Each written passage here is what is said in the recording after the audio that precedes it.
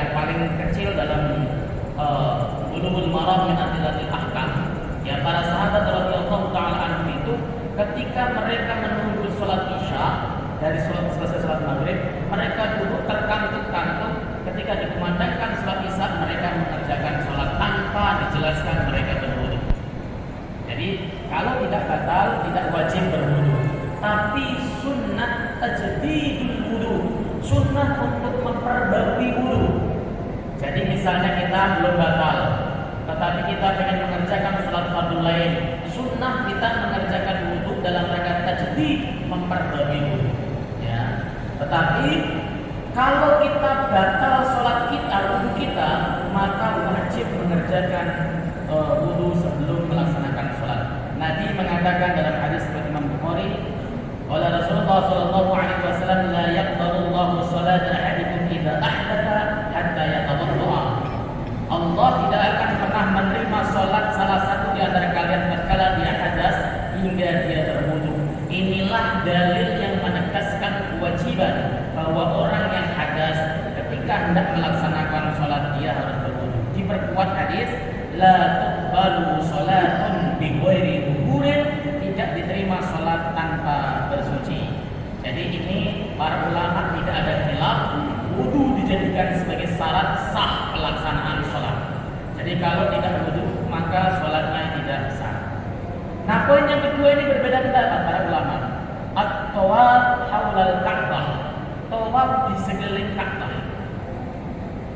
Apakah pada saat tawaf kita itu tidak boleh dalam keadaan hadas? Itu para ulama berbeda pendapat. Madhab Malik, Syafi'i dan Ahmad bin Hanbal menghukumi bahwa tawaf itu harus dalam keadaan suci dari hadas, baik hadas kecil maupun hadas besar. Harus. Ya.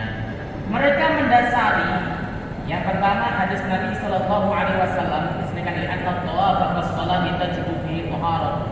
Ya, karena sesungguhnya tawaf itu seperti salat maka wajib di dalamnya bersuci.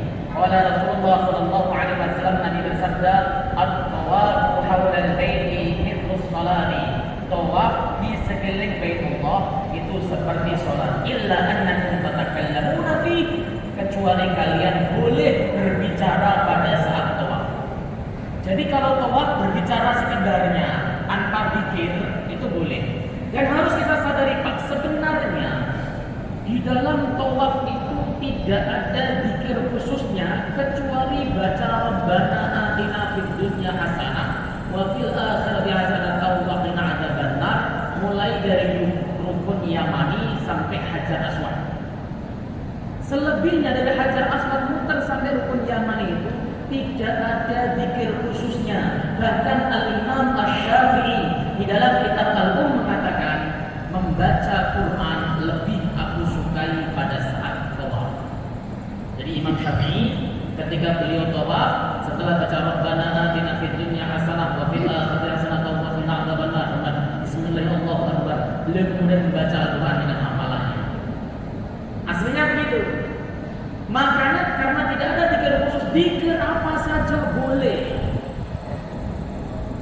Nah, Kementerian Agama itu kan menyusun doa-doa untuk melaksanakan doa putaran pertama, kedua, ketiga, itu tujuannya supaya tidak salah hitung, supaya putarannya genap 7. Sebab kalau putarannya kurang dari 7, tawafnya tidak sah. Kalau tawafnya tidak sah, umrohnya tidak sah. Kalau tawafnya tersebut tawaf ifadah, hajinya bisa tidak sah, atau sah tapi harus dibayarkan. Ini harus kemudian dipahami. Ya. Jadi berbicara pada saat tawaf itu boleh. Kalau sholat berbicara batal, tapi kalau tawaf boleh.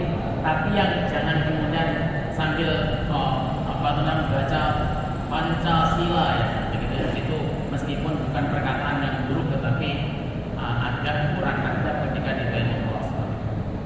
Nah, faman takallama fi fala takallama illa bil khair, kata Nabi. Siapapun orang yang ingin berbicara saat tawaf, maka janganlah ia berbicara kecuali dengan pembicaraan yang baik. Kalau mau ngobrol yang baik, ngobrol tentang kenikmatan Allah Subhanahu wa taala, ngobrol tentang rasa syukur kepada Allah Subhanahu wa taala. Sama Pak, kita itu ketika makan itu juga disunahkan untuk ngobrol. Imam Ahmad mengatakan makan untuk ngobrol, muji-muji makanan, mensyukuri nikmat Allah Subhanahu wa taala itu dilakukan oleh para salaf. Jadi ketika makan mereka memuji-muji makanan, memberikan kesyukuran kepada Allah Subhanahu wa taala. Tapi kalau makan ngobrolin kok mencela makanan itu tidak boleh. Karena mencela makanan sendiri itu termasuk perbuatan yang dilarang oleh syariat. Man dzamma syai'an min khalqillah bi ghairi idznillah faqad dzamma. Siapapun orang yang mencela sesuatu dari makhluknya Allah tanpa izin Allah, maka dia telah mencela Allah, sama dengan mencela Allah Subhanahu wa taala. Ini dalil bahwa tawaf itu harus suci karena semisal salat. Dikuatkan dengan hadis riwayat Imam Bukhari tatkala Sayyidah Aisyah radhiyallahu taala anha berhaji, beliau kan haid. Jadi Sayyidah Aisyah itu ketika berhaji bersama Nabi sallallahu alaihi wasallam, beliau haid. Beliau melaksanakan ihram. Nabi mengatakan, lakukan segala hal yang baik-baik kecuali tawaf di Baitullah. Ini menunjukkan bahwa tawaf itu harus dalam keadaan suci. Tidak boleh dalam keadaan hadas, baik hadas kecil maupun hadas besar. Ini yang dipakai pendapat tiga mazhab utama, Malik, Syafi'i, dan Ahmad. Ini pendapat mayoritas.